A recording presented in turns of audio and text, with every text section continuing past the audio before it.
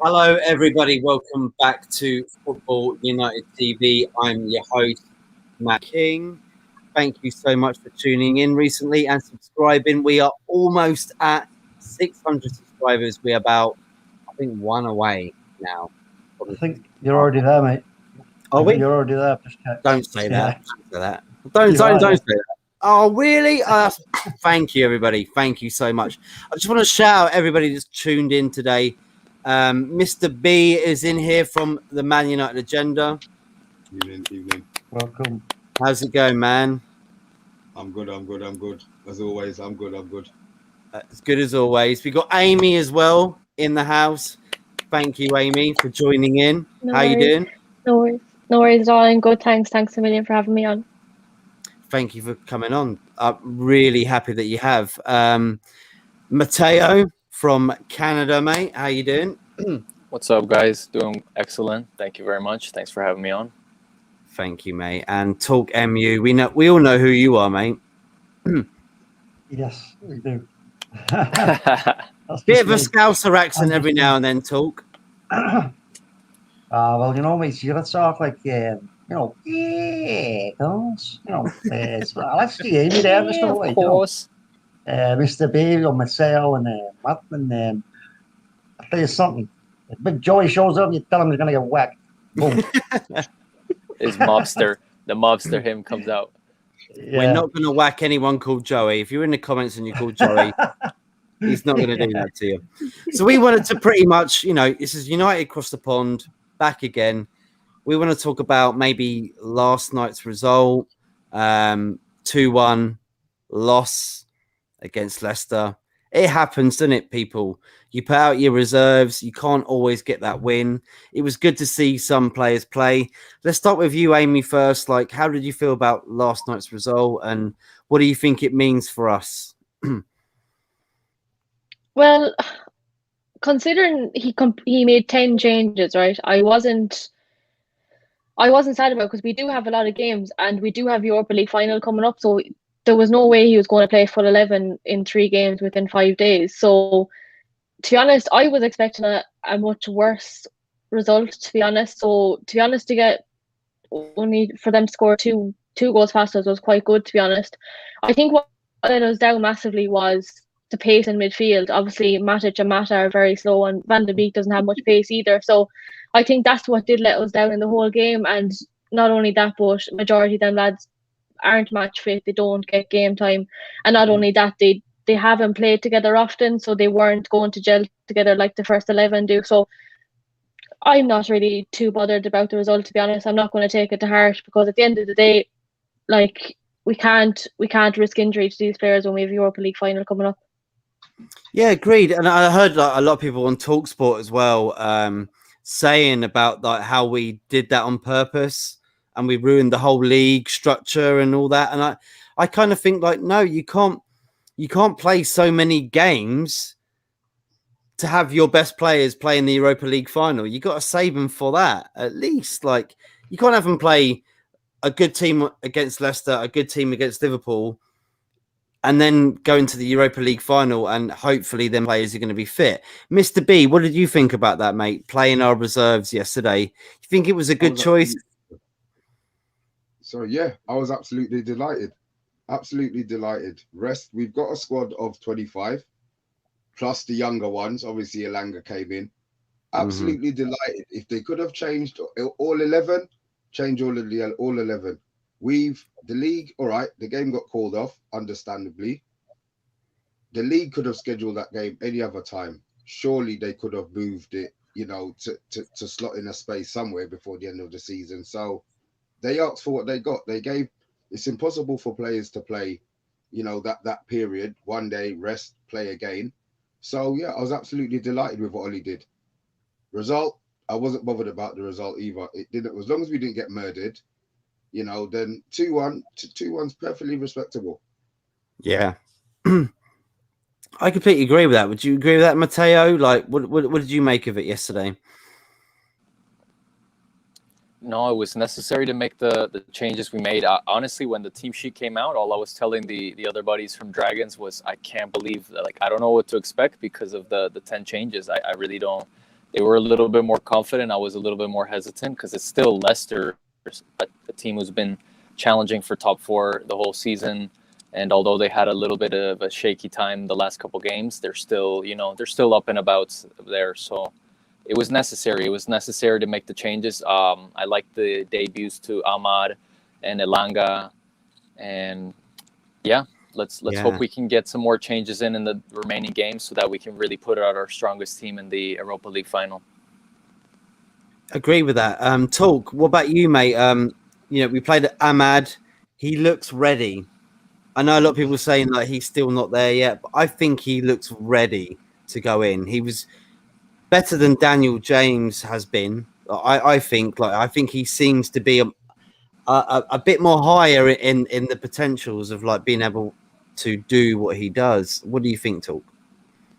Yeah, most definitely. I mean, Ahmad showed some great qualities. He running with the ball. He's even held the ball up a couple of times to look for a cross, look for passes.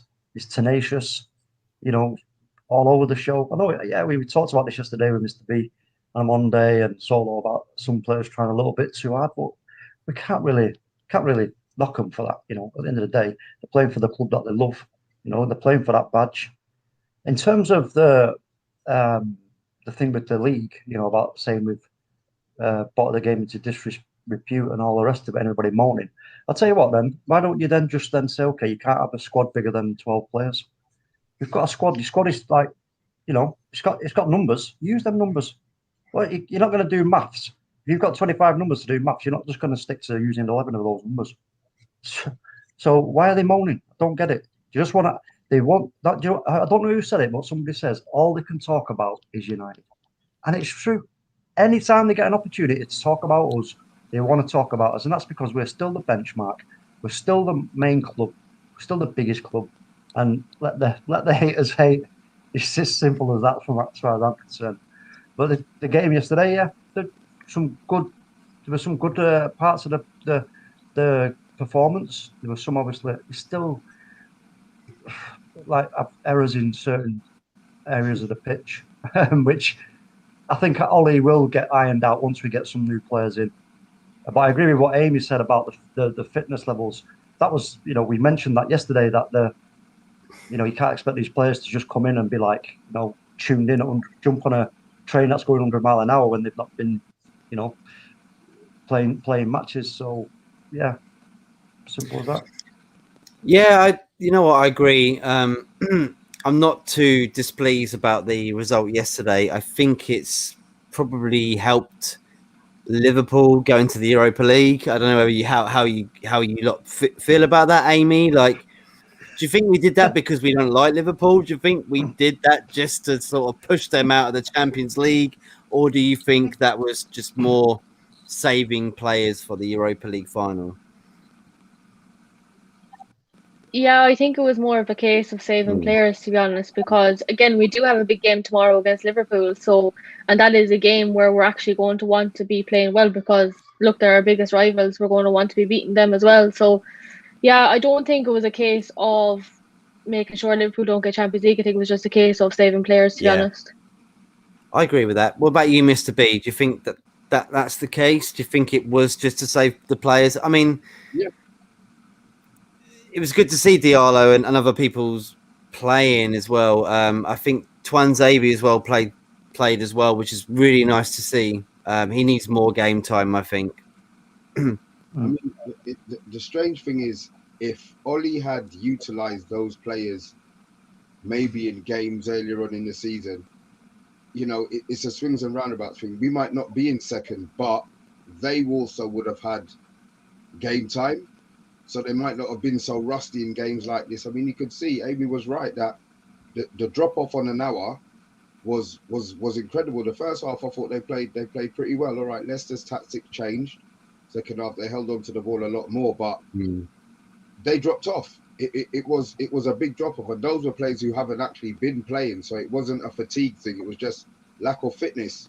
So maybe going forward, Ollie will use those players in maybe not so much the lesser cup games, but like the league games, will rotate it a little bit more where he can rest it. There's some players who have played a lot of football. Hmm. Do you think, like, Matteo, do you think Cavani's been a good signing for us? Like, do you think that's something that we should be looking for the next season, or do you think it was a mistake?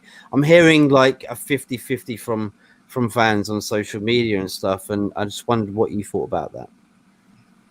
I think all of us were a little bit surprised, maybe even frustrated when he first signed, especially on deadline day. Nobody wants that. We don't want that again this summer. We don't want deadline day deals. Like, we want our things to be planned out a little bit more rather than like, oh, he's available, let's bring him in.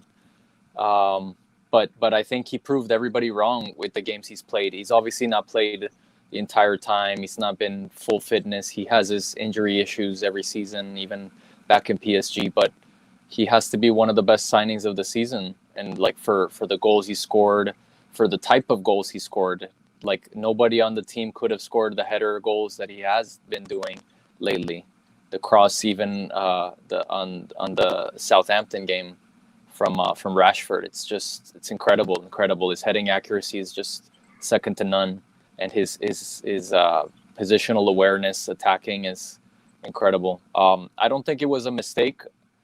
We should be looking at somebody, but we should be looking to sign somebody. But I think that he was given assurances on game time and kind of like he wasn't going to be replaced this summer. So I'm not sure if we're going to be signing a striker this summer. Maybe next summer if he's going to be leaving then. Yeah, I'd agree with that.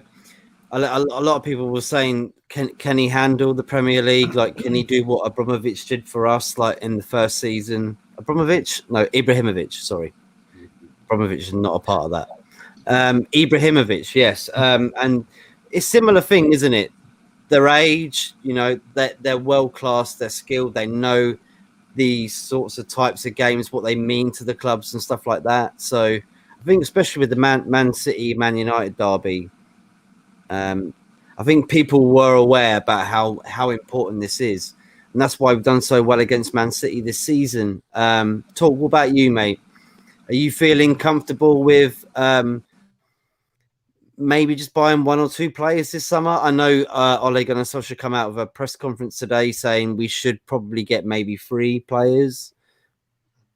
Yeah, we preferably we know what we need: centre back, right wing, a DM if we could get one, striker. But it's a big ask. I mean, the Cavani thing, yeah, I was so pleased. Even when we first signed him, I said, if anybody thinks that this guy is coming in for the wages, no chance. This guy is elite class. He's not going to want to go to Manchester United, one of the, if not the biggest club in the world, to do what? To let his whole everything he's done before him just pale into insignificance because he's been crap. No way. I knew he was going to come there, pull his socks up, and want to do the best he possibly can. And that's what we've seen from this guy. He's world class. There's no doubt about that.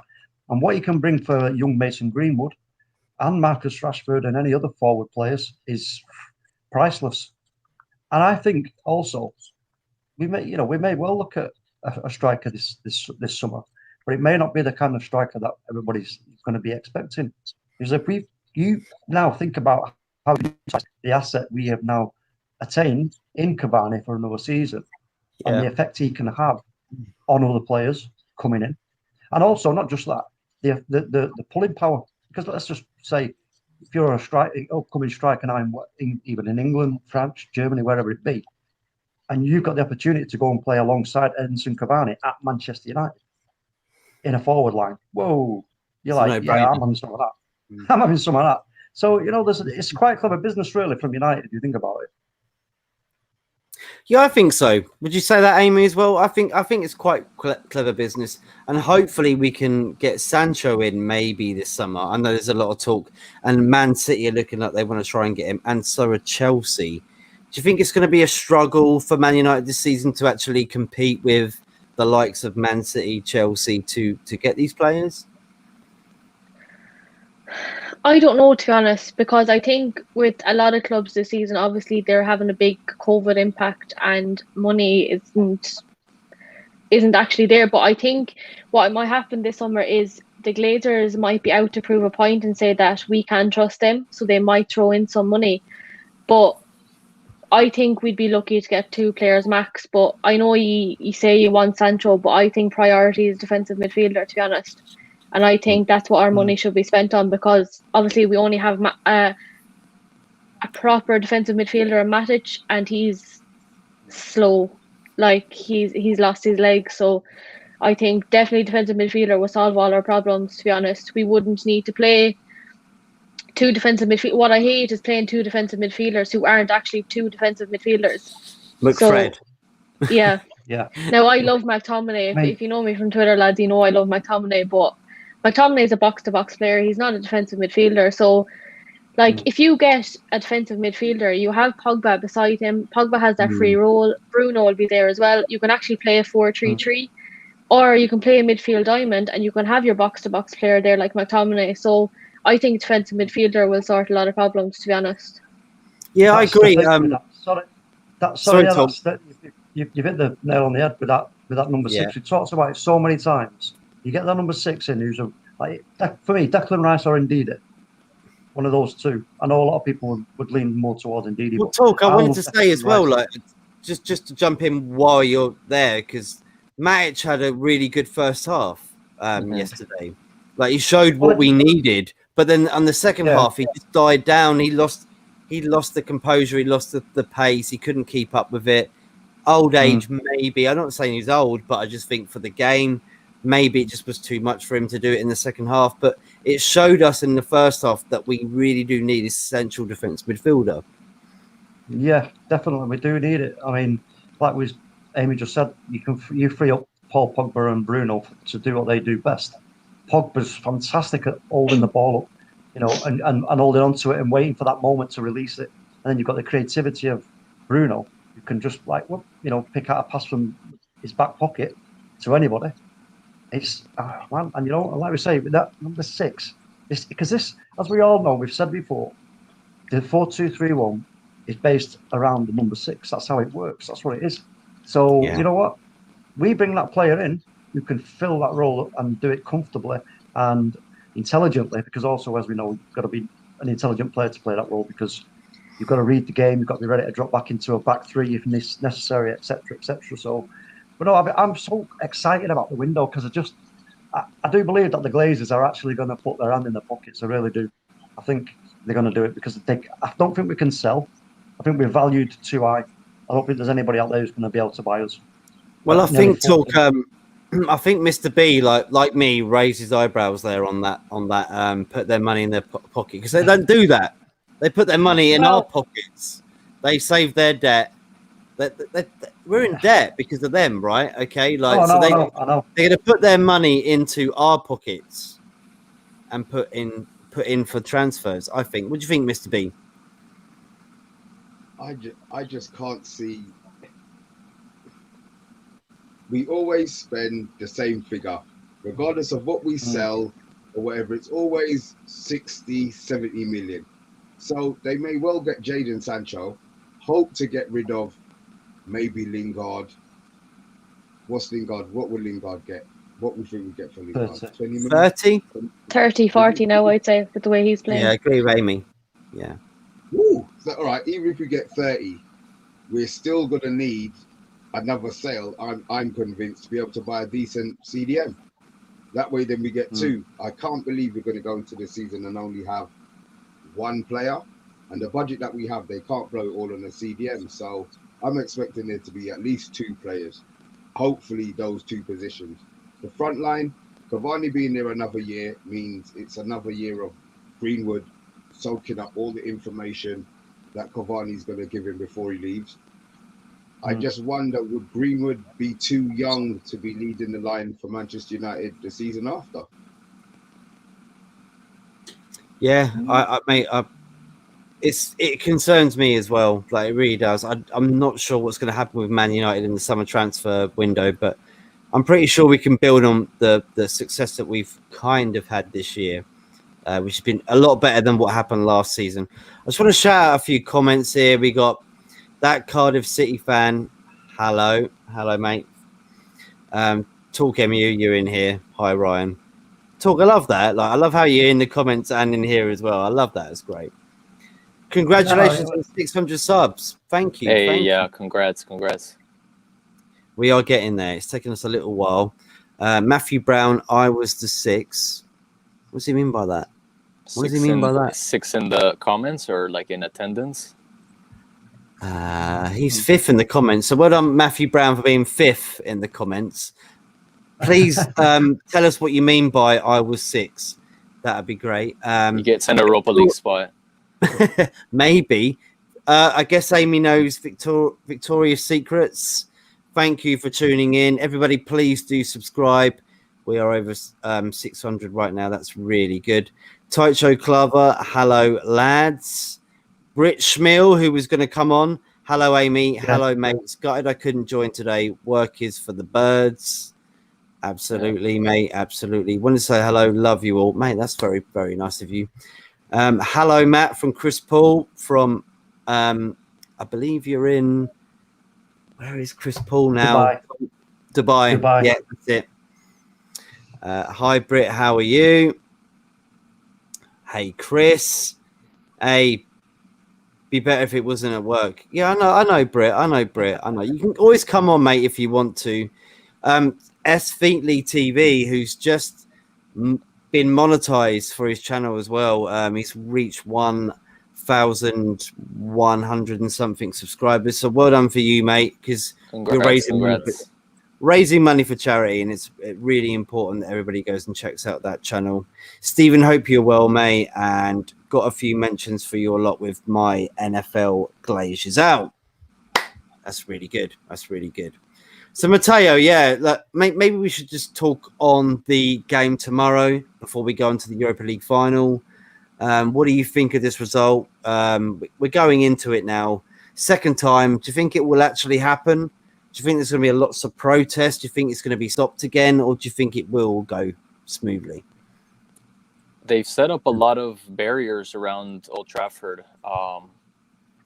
I've even heard of like decoy buses being used to fool like whoever's maybe trying to stop a bus from getting into Old Trafford, getting in there earlier. So if they had to be there 2 hours before, now they're going to be there more hours than that, like 3 hours, 3.5, maybe 4 hours early, maybe have their pre match meal before at Old Trafford, things like this. So I think they've prepared a bit more for it. I'm not sure if the fury and the anger, as we saw a few weeks back in the game that got postponed, is going to still be there. I feel like maybe the passion has not that it's died down, but I feel like that the protests there's no consistency, there's no unity necessarily on it. Okay. I'm not sure how many people are involved to see if there's going to be another game postponed. I think it'll go ahead, this one. I think it'll go ahead. What are you guys thinking? Talk. Yeah, I mean, you know what? The point was made. It was taken to a new level when people got into the ground, which in a kind of roundabout way, like I said afterwards, that I thought, yeah, I do agree with the violence side of it and all the damage and all the nonsense. If they would have just got into that stadium and then just stayed on the pitch and not done anything else, that would have been like the sensible thing to do. But they didn't. We got some youngsters there, etc., who just got a little bit giddy.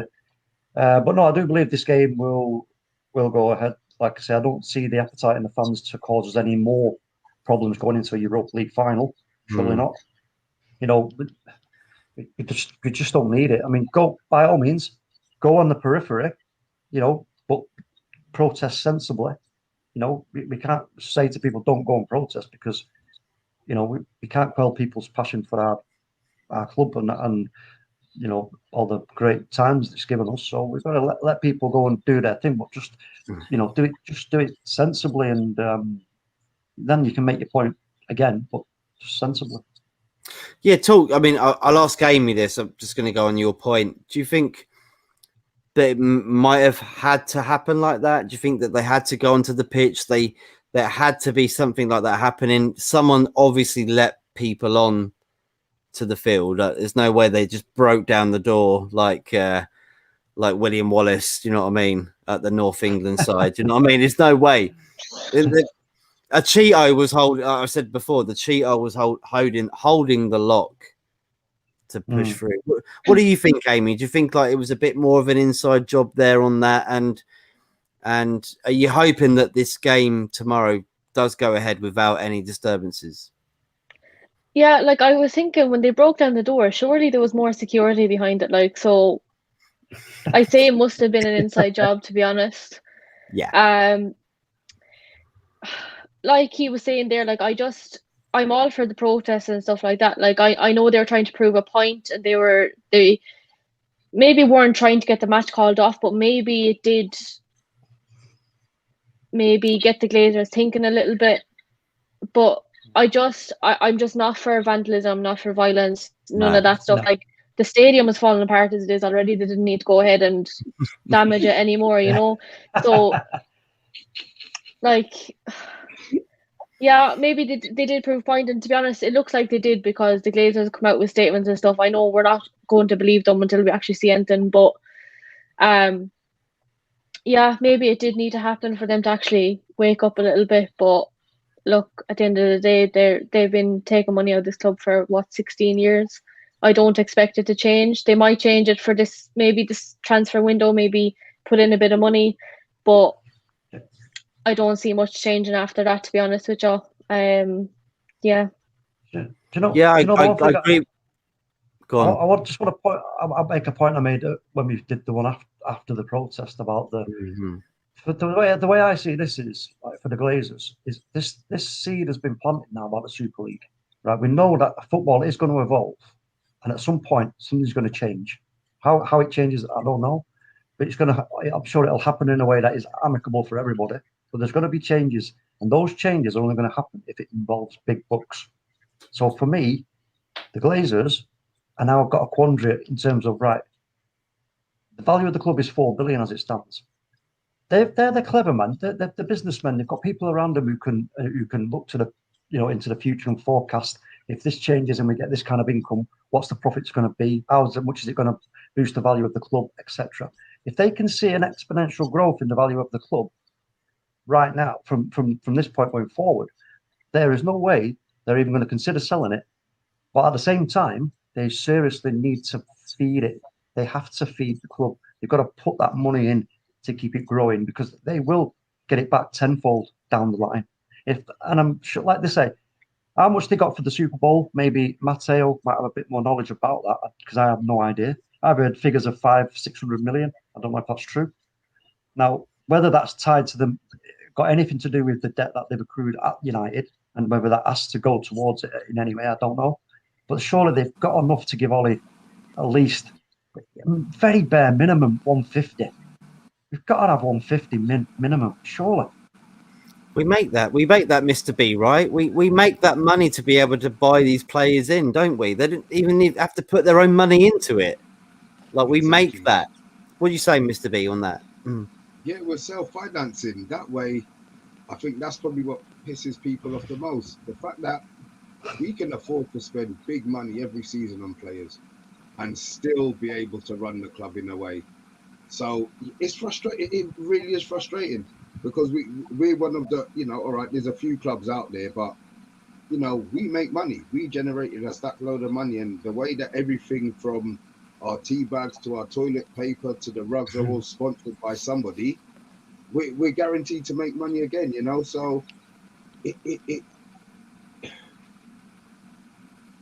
unless it's a whole movement where everybody decides, then I can't see much changing. They'll have one season where they might spend an extra 50 mil, but guaranteed the season afterwards, they'll work out how to get that 50 million that they spent back. So it's always going to be Tampa Bay is always up first. Robin Peter to pay Paul. Yeah, exactly. I mean, I don't know anything about American football, so I can't. I don't even know anything about Tampa Bay. They won 500 mil. Is that normal? What have they done with that 500 mil? What does the Tampa Bay Stadium look like? obviously it must be newer than Old Trafford. Mr. B, they won the NFL Super Bowl last year, and they bought Brady as well, who's like the best player in American football for that position, right, Matteo? Yeah. So what they did is they brought him, Tom Brady, which had won like a bunch of Super Bowls and like which is like the the league title for NFL. And then they brought one of his teammates from New England Patriots also, Rob Gronkowski, which is like a defensive player. So they bought basically the best attacker quarterback, like Cam number 10, and then they bought the best center back in a way, and then they won the league. They won the league with that, basically, like with them two pieces and the others. To touch on the note of how much they earned from winning the Super Bowl, I'm not sure if it's 500 million, but surely it's not as much as you could make, winning like Premier League or winning the Champions League. Nowhere near, is it? I don't think so, but they don't see that. I think a lot of people don't see the influence that Man United has on a worldwide spectrum compared to NFL teams. It's not being horrible, but it's just the NFL league is nowhere near some other sports. I don't think you think they're second or third on the list of all-time watch sports. I think even cricket is second. So that that might show you maybe like how things are. Maybe they should invest in a cricket team in the Indian Premier League. That would be great. Can we just sort of touch on a minute and think about, because I've not really discussed it at all since it's happened. I haven't with anybody. Is the appointment of Myrtle and Darren Fletcher. Right. Well, we have talked about a little bit about it. How did you? I asked a few people how do you feel about bringing them in? I'm not sure that they might be the right people to bring in, but it's better than nothing, I guess. No, but no. What I mean is that side of it, yeah. But the reasons why, because listen, that's not just appointments that you make just for the sake of making them. So for me, I just feel I have to look at it and go, well, okay, listen, benefit of the doubt here. Woodward is going, Myrtle's coming in, Darren Fletcher's been brought in. So Ollie's going to get a new contract. He's staying. We're second. We're going to win the Europa League. This all points in one direction to me from a business point of view, which is investment. Yeah. Investment. That's all I can see. I can see it coming. I really can, and that's why I'm pretty confident that they are going to do their utmost to now give Ollie what he actually needs. Well, we hope so, Tom, don't we? We do hope so. Look, we're going to try and wrap it up really quickly because I know the Man United agenda want to go on at 8:00, and I want to hopefully be a part of that and be in the comments with you guys. Just want to shout out a few more comments here from Solo from the Man United agenda. Good evening, guys. Good evening, boss. What's up, Solo? Talk MU back in the comments again, mate. You got your fingers in all sorts of pies, mate, ain't you? You have. Anthony, we'll ask that at the end there, mate. We will, because it's nothing to do with Man United whatsoever. And I don't care about the result tonight. I don't care. Do you care?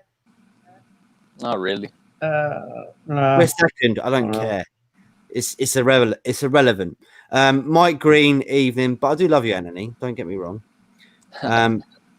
Big Talk MU, Mr. B, Matt, and Amy, and big up Matteo. So Amy, maybe looking at the Europa League final against Villareal, how do you feel about us going into that? They beat Arsenal quite comfortably, I'd say. Do you think it's something to worry about, or do you think this is sort of an easy task here? We should be winning this final on the 26th of May. Yep. I will never write off teams because look what happened with the likes of Sheffield United and that this season. So I'm never going to write off anyone. I think Villareal, I think it's going to be tough, to be honest. I think we're going to find it tough to break them down, but I haven't watched Villareal much this season, to be honest, because they've always been playing the same time we are playing, so I haven't got the chance to actually watch them. But I think going by highlights against Arsenal, I think they will be hard enough to break down, to be honest. They'll probably go counter-attack. But I think we'll come out on the better end, to be honest with you, so I think we will win it. Yeah, do you know what worries me, Amy? Emery. Good evening. He's giving, mate. Good evening. Yeah, Good but he's got evening. he's got a very good record in the final, hasn't he? Let's put it that way, right, Mr. B? He's made 5 finals in the last 8 years, And he's won 5 of them. I think he was defeated with Arsenal against Chelsea when Sarri was there. That was the only one, but he's won, enough. So that shows you, Matteo, that wasn't really his fault. That was Arsenal's fault. He could have been with anybody else in the world. It was Arsenal that he was with. If he would have been with Sunderland, he might have won it. He might have got there. Mr. B, what did you think about that? Oh, sorry, Amy. You're fine. We beat the semi-final curse, right? So obviously we've never made it past semi-finals. Yeah. So maybe we'll beat Emery's voodoo. Who knows? I hope so. We'll see. I haven't got a doll yet, but I hope to get one with Dracula hair. That'll be great. you pull the string. You pull the string with his catchphrase. Good evening. A little bit crackly. Mr. B, yeah, what do you think about the final that's coming up, mate? Do you think we got a good chance against Villareal? I am so confident. I didn't want to play Arsenal. 1, because it's a European final, and 2, I'll be honest, I don't know any Villareal fans. So I would not be granted if Arsenal, Mr. B, I know Villa fans, I know Real Madrid fans, but I don't know them mashed together. Villareal. There you go. Yeah, good one. That's a good one. It keeps it. it keeps it European. It keeps the final European. And yeah, I'm confident. If my biggest fear is that Maguire is not available to play, because he's played even if the team, nobody knows what they're going to play like without Maguire. And then who's he going to play? Lindelof and Bailly, Lindelof and Twanzebe and Bailly. I mean, who knows? So that's my biggest problem. My biggest issue, my biggest fear is that Maguire doesn't come back. But I'm still confident with the firepower that we've got. I can't see them holding us. I can't see them holding us at all. I think player for player, we're in a better spot than they are. Although we were scouting Pau Torres, in the last few years, they have a really good striker, Gerard Moreno, a really good midfielder, Daniel Parejo. I just don't think that they can match up to us if we play at our best. Hopefully, we can break that curse again from Emery. I think that he was the strongest with Sevilla because he was with that group for so long. They won 3 in a row. When he made it to the final with Arsenal, that was experience, sure. When he makes it now to the final with Villareal, also experience, but I don't think he has the same group that he had in Sevilla. So hopefully we can topple that. And I think, again, player for player, we're in a lot better spot than they are. If Pogba, Bruno, Rashford, all of these guys show up, it's game over. I am worried, like Mr. B was saying about Maguire, because for all the fun that people poke at him for the price tag and slabhead and this and that, he's been so solid for us, and he's so tidy on the ball. And he there was a stat that came out this week that he was number 1 ranked for our team, for Manchester United, in clearances, recoveries, tackles made, all these things, in all the key stats for Manchester United. He's our number 1 defensive player. So it is a big loss if we don't have him back, and it's a shame that he went down in the last game, because he's played every single minute. I don't think, even through injections, like cortisone, all that kind of stuff, he's played. It's crazy. It's unbelievable, his availability. I did want to touch on one more thing that Talk was saying earlier about the investment. It's not like the Glazers had never invested either. We did see some investment when Van Gaal was here. Funny enough, I'm wearing one of the shirts. Before you guys say anything, I'm from Colombia, so I already know. But Yes. I already know. We It's didn't okay. get I have Sanchez on one of mine. we didn't get what we expected. He at one point was the best number 9. We didn't get that when he came after the injury, but we have had investment at like certain points in time with the Glazers, even in the last 7-10 years. So let's hope that there is all this kind of infrastructure, like bringing in these people to director of football and Murtaugh and all of that. Like, it does seem like there is some organization, signing Cavani, keeping Pogba. It does seem like we're kind of getting more organized. As long as we don't have another deadline day deal, like, I'm happy. What about you, Talk? About the final, mate. What are you thinking? I just want to cast your minds back to a certain game. I'm going to put you on solo. Yes, well, cast your minds back to a certain game, which a lot of United fans are a bit like touchy about. And that was the Leeds game. Now, nobody wants to play Leeds in the Premier League because they're just a pain in the ass, because they're really good at what they do. Sometimes they've come unstuck in a few games and not that many. But if we go out there and play that kind of game and move the ball quickly, like Mr. B said, with our firepower, you move that ball quickly and make use of that space, I can't see them living with us. Not a chance.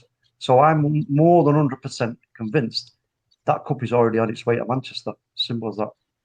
It's coming home. It's coming home. Off the stage now. Matt. Matt, everyone's looking at me, please. Is he gone? Okay, I'll carry on. And tomorrow's weather report's going to be like it was today. And yeah. No, I don't know if anybody agrees with that. I mean, that kind of performance that we did against Leeds, because Leeds were not expecting that one little bit. They were well taken aback with that, and we slapped them. We can slap anybody like that if we move the ball quickly. We don't give too much time on the ball. I've always said it. If you give, like when I was younger and I played, if you have too much time on the ball, you always, like 8 out of 10 times, you'll make the wrong decision unless you're a number 6. If you're a number 6 and you've got time on the ball, that's what you do. You want that time on the ball. You're like, yeah, come on, and I'm going to figure something out here. You can do stuff. But if you're just part of the process of getting that ball forward to the guys who are just going to well it into the net, you cannot dwell. You dwell, bad decision, wrong pass, or you get dispossessed. And against a team like this in Europe, for me, I think that's what we have to do, because they will be, they're going to press us. There's no doubt about that. When we get in towards over the halfway line into the half, they're going to press us. They want that ball, because that's what they need, the ball, don't they, if they're going to go up against us and score. So we've got to make them, chase shadows. We've got to have them chasing shadows, move the ball quickly, use the space, get it up to whoever is going to be up front, and whatever system Ollie's going to play. And that's a question. Is he going to stick to the because actually, I don't know if anybody noticed it in that game, the last game, but at times we were in a 4-3-3 shape. Did anybody notice that?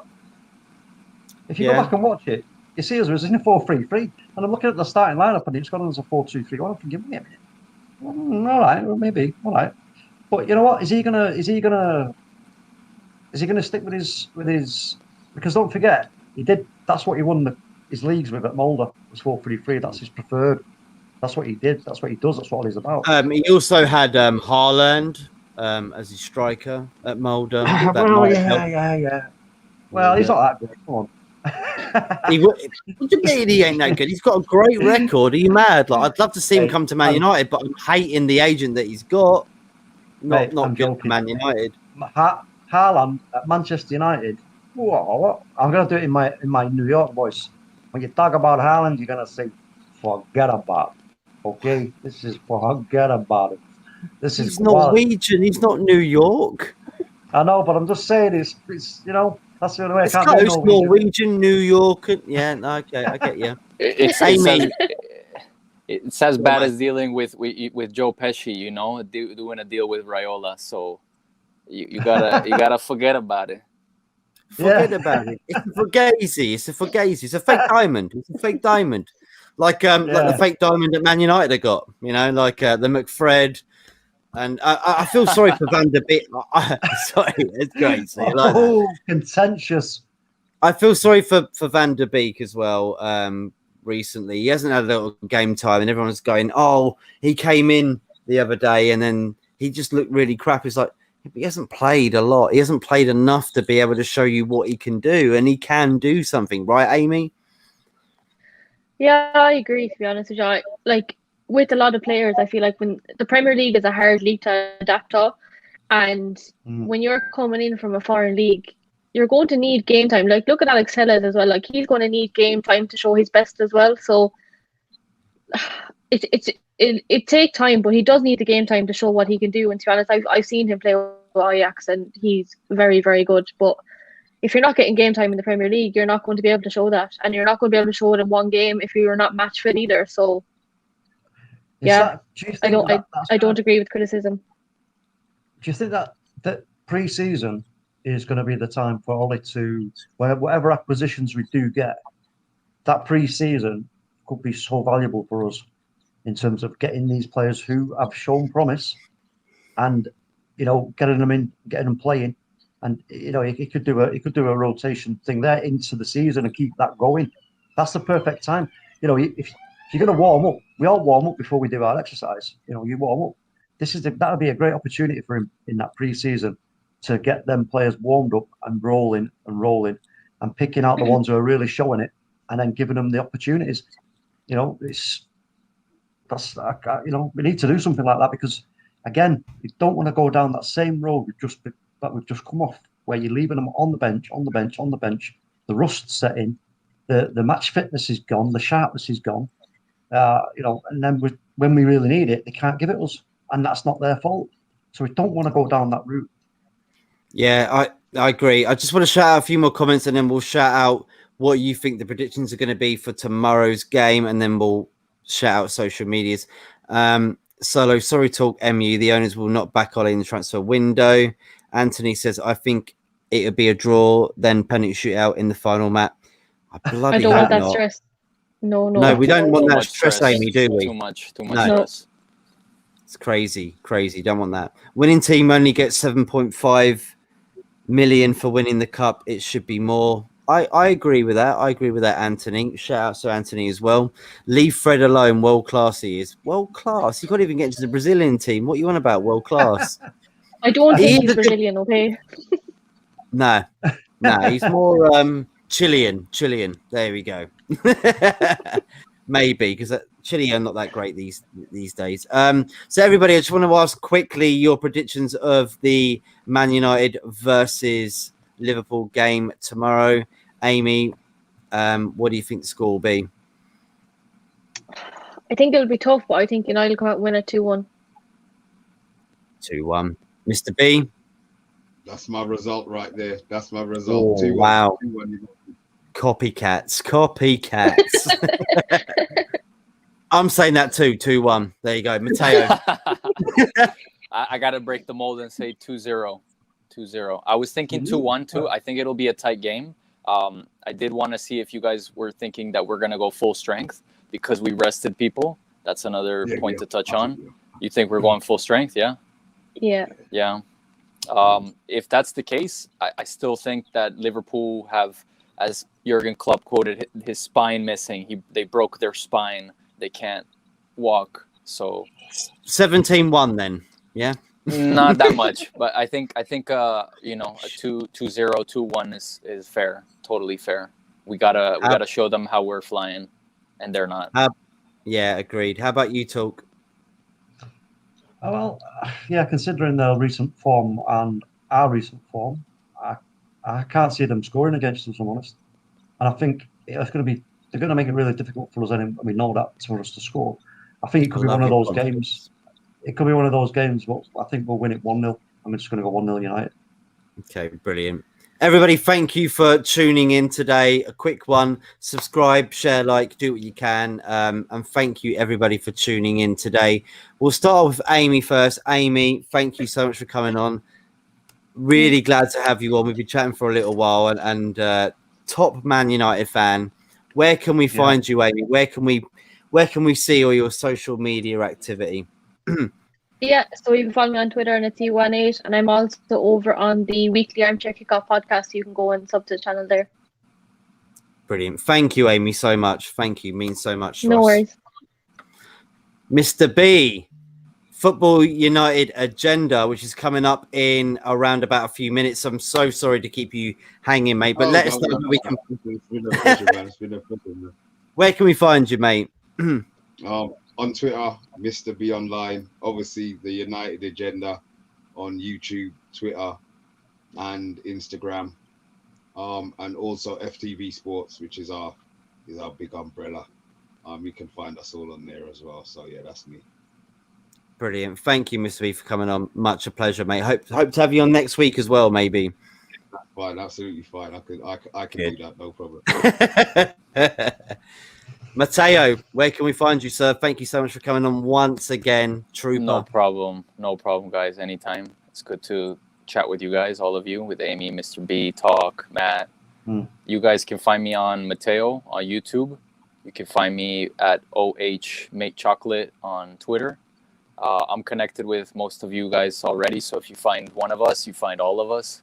And yeah, I'll catch you guys around there. Thank you so much, Matteo, mate, once again. And Talk MU, the big man. Yes. Okay, so yeah, you'll find Twitter at Talk MU. You'll find me on SVP TV, Football United TV, and recently on the Man United agenda. Go and subscribe to them all. Thank you to Amy. Absolutely brilliant to see you on the channel. I really enjoyed listening to you speak. Matteo, always a pleasure. Mr. B, yes.